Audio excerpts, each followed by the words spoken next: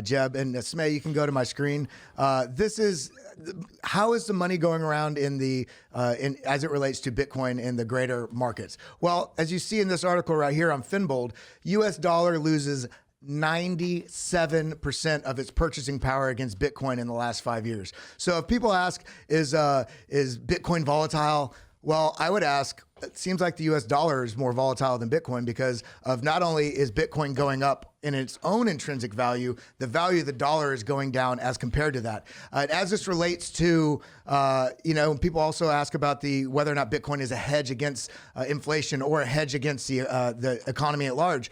Well, some people don't think it is because it seems like there's a lot of a similar direction or directionality of if the traditional market's going up or it switches and it reverses and comes down. It seems like Bitcoin is doing the same thing. Well, here's the deal. The psychology and the sentiment of the market at large still for probably the time being for the next decade or more, is still going to follow similar directional trends. But how do we look at it in terms of the percentage? Well, this article here on Yahoo Finance, and this I love this. When I saw this, it made my heart smile because it's like, okay, people are really starting to see this. So this is some of the major tech stocks and how they performed in relationship or compared to Bitcoin. And as you can see here, this is the difference in how Bitcoin performed or outperformed these various stocks. So Meta, formerly Facebook, we outperformed that by 46.74%, outperformed Tesla by almost 20%, outperformed Amazon, outperformed Google, outperformed Microsoft, outperformed Apple.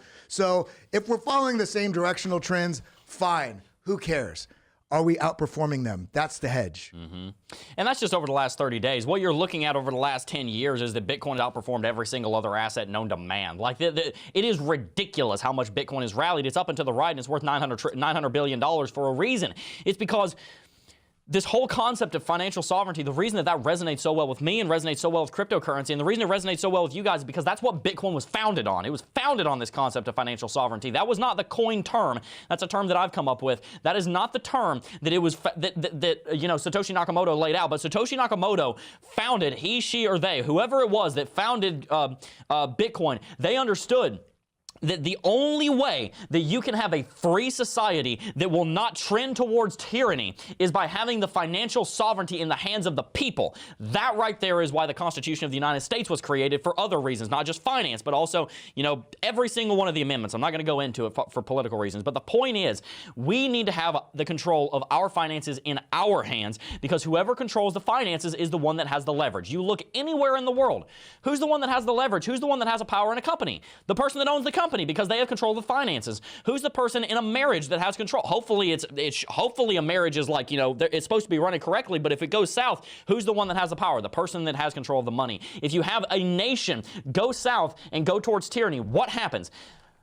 They have control of the money. You know why the government right now is so freaked out over the last 2, 3, 5 years? It's because they realize that the dollar is on track for hyperinflation. They realize that this thing is going downhill and is going downhill fast, and they know that they have to get a tighter and a tighter and a tighter grip on power, because if they start to lose control over the U.S. dollar, I'm talking specifically about the U.S. government here and all the other nations that are NATO allies, they realize that if Bitcoin and cryptocurrency start to give people an alternative away from the monetary systems that they have built, then they lose their power, and that scares the hell out of them.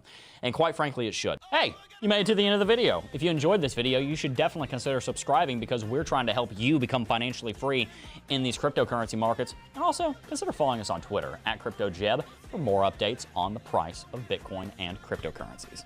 Peace.